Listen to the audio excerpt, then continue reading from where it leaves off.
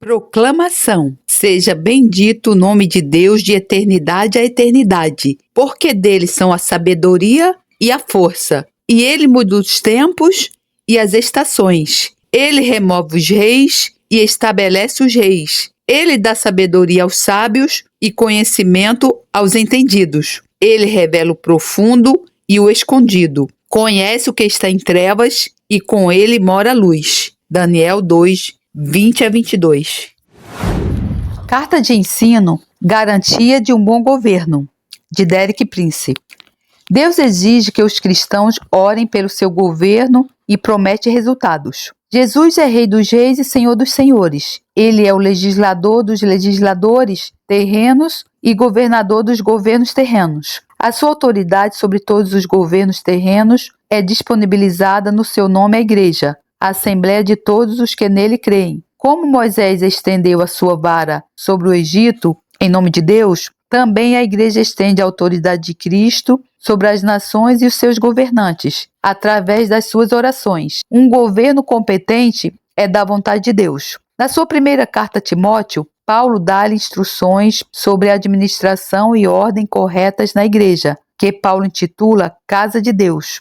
Em 1 Timóteo 2, 1:4, Paulo dá também direções acerca do ministério de oração na Igreja. Exorto, pois, antes de tudo, que se façam súplicas, orações, intercessões e ações de graças por todos os homens, pelos reis e por todos os que exercem autoridade, para que tenhamos uma vida tranquila e sossegada, em toda a piedade e honestidade, pois isto é bom e agradável diante de Deus nosso Salvador, o qual deseja que todos os homens sejam salvos e cheguem ao pleno conhecimento da verdade. Antes de tudo, Paulo exorta que se faça súplicas, orações, intercessões e ações de graças. Se tivéssemos de escolher um termo que abrangesse estas 4 atividades, este termo seria oração. O primeiro dever dos cristãos que se encontram em comunhão é a oração. Esse é também o seu primeiro raio de ação. No segundo versículo,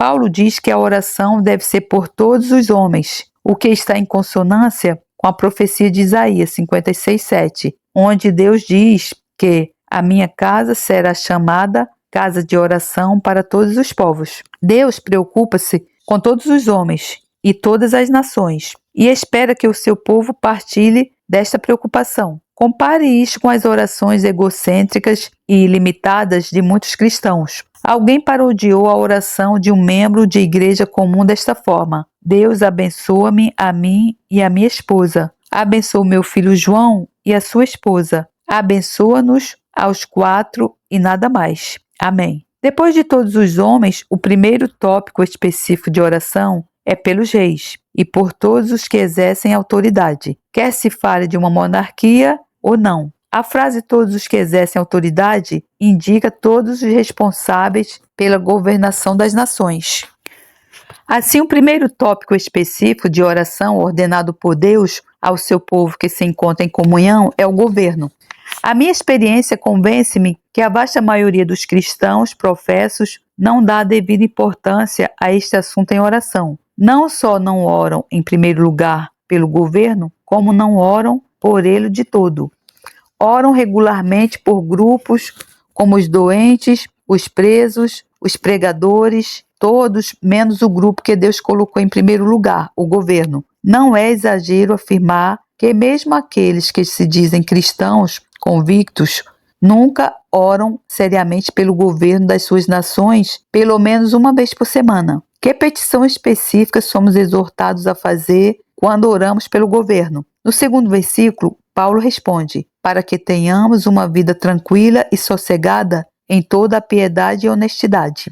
Será que o tipo de governo sobre o qual vivemos afeta a nossa forma de viver? Parece óbvio que sim. Desta forma, se desejamos ter uma vida de qualidade, tanto a lógica como o interesse próprio indicam-nos que devemos orar pelo nosso governo. Continuando em 1 Timóteo 2, Paulo diz no versículo 3: pois isto é bom e agradável diante de Deus nosso Salvador. O pronome isto refere-se ao tópico do versículo 2, que resumimos como bom governo ou governo competente. Se substituirmos o pronome isto pela frase a que ele se refere, chegamos à seguinte afirmação: um governo competente é bom e agradável aos olhos de Deus, ou mais simples ainda, um governo competente é da vontade de Deus. Aqui está uma afirmação com consequências de grande alcance. Será que de fato acreditamos nela? A julgar pelas palavras e ações de muitos cristãos, estes têm poucas ou nenhumas expectativas de governos competentes. Estão mais ou menos resignados com o fato de que os governos são ineficazes, gastadores, arbitrários, corruptos e injustos. No que me diz respeito, tenho estudado esta questão, longa e cuidadosamente, à luz da lógica e das escrituras, e cheguei a uma convicção profunda acerca da vontade de Deus nesta área. A vontade de Deus é que haja um governo competente. Por que é que Deus deseja governos competentes? Ao olhar para o versículo 4, vemos que Paulo apresenta a razão pela qual um governo competente é da vontade de Deus. Deus deseja que todos os homens sejam salvos e cheguem ao pleno conhecimento da verdade. Deus deseja a salvação de todos os homens tão intensamente que o tornou possível através do supremo sacrifício da história, a morte expiatória de Jesus Cristo na cruz. Através da fé na expiação de Cristo, a salvação foi posta ao alcance de todos os homens. Contudo, para que os homens sejam salvos, tem primeiro que vir ao conhecimento da verdade, referente à expiação de Cristo. Isto só será possível se ouvirem a pregação do Evangelho. Paulo apresenta este assunto de forma clara em Romanos 10, 13 a 14. Porque todo aquele que invocar o nome do Senhor será salvo. Como, pois, invocarão aquele em quem não creram? E como crerão naquele de quem não ouviram falar? E como ouvirão se não há quem pregue? A menos que o Evangelho lhes seja pregado, os homens não podem tomar posse da salvação para eles comprada pela expiação de Cristo. Podemos resumir tudo isto lógica e simplesmente: Deus deseja que todos os homens se salvem. Para isto, é necessário que venham ao conhecimento da verdade. Este conhecimento da verdade vem apenas através da pregação do Evangelho. Desta forma, Deus deseja que o Evangelho seja pregado a todos os homens. Falta apenas esboçar a ligação entre governo competente e a pregação do Evangelho. Podemos fazer isto ao colocar a nós próprios uma questão simples: que tipo de governo facilita a pregação do Evangelho? Um governo competente ou um mau governo? Para obter uma resposta a essa questão, podemos contrastar brevemente os efeitos de um governo competente e de um mau governo no que diz respeito à pregação do Evangelho. Por um lado, um governo competente mantém a lei e a ordem, mantém as linhas de comunicação abertas, preserva a liberdade civil e protege a liberdade de expressão e de reunião. Resumindo, um governo competente, sem se envolver em controvérsias religiosas, garante um clima em que o Evangelho pode ser pregado eficazmente. Por outro lado, um mau governo permite o colapso da lei e da ordem, não permite viajar em segurança, tem mais linhas de comunicação e impõe restrições injustas e arbitrárias. De todas essas formas, até determinado nível, um mau governo coloca obstáculos à eficaz pregação da verdade. No seu pior, um mau governo restringe ou suprime por completo o direito universal de todos os homens crerem em Deus e expressarem a sua fé através de adoração e proclamações públicas. Num nível ou outro, encontramos hoje essas condições em países sob governos comunistas. Assim, a nossa conclusão é de que governos competentes facilitam a pregação do Evangelho, enquanto maus governos colocam-lhe obstáculos. Por esta razão, é da vontade de Deus um governo competente. Estamos agora em condições de apresentar o ensino de 1 Timóteo 2, 1 a 4, numa série de passos lógicos. 1. O primeiro ministério e alcance de crentes que se encontram em comunhão regular é a oração. 2. O primeiro tópico específico de oração é o governo. 3. Devemos orar por governos competentes. 4. Deus deseja que todos os homens recebam a pregação da verdade do Evangelho. 5. Governos competentes facilitam a pregação do Evangelho, enquanto maus governos o dificultam. 6. Assim, governos competentes são da vontade de Deus. Orar com o conhecimento da vontade de Deus. O último ponto do resumo apresentado em cima traz grandes consequências às nossas orações.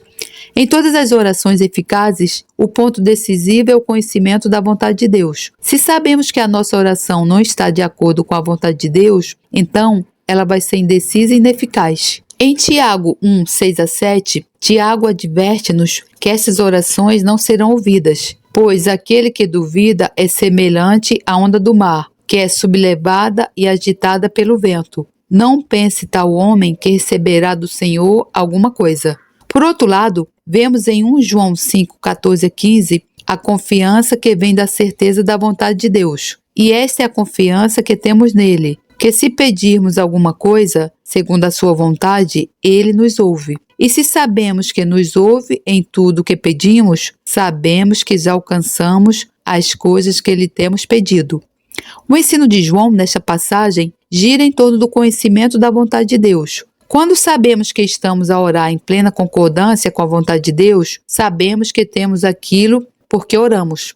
A utilização do presente do indicativo temos não aporta necessariamente para uma manifestação imediata daquilo porque oramos, mas indica uma certeza imediata de que Deus já providenciou isso para nós. O tempo que decorre até a sua verdadeira manifestação não pode afetar esta certeza original. Isto está em concordância com o ensino de Marcos 11:24. Por isso vos digo que tudo o que pedirdes em oração, crede que o recebereis, e tê-lo-eis.